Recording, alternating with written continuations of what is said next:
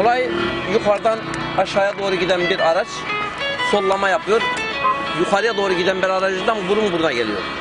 Köy minibüsü mü bu? Köy minibüsü, Topatlı köyü minibüsü. Evet. Şoförü kim biliyor musunuz? Neydi adı? Yüksel Yılmaz. Yüksel Yılmaz. Abi Rasim Dokur.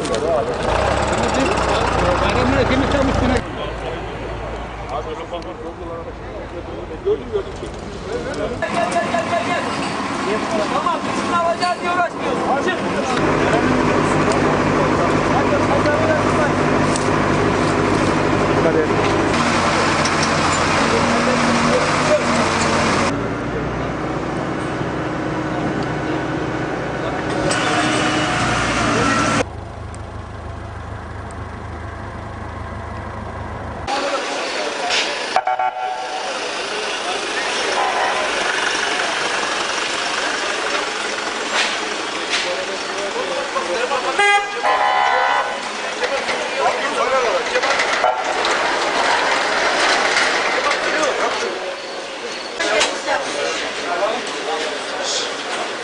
Kaptan yukarı abi.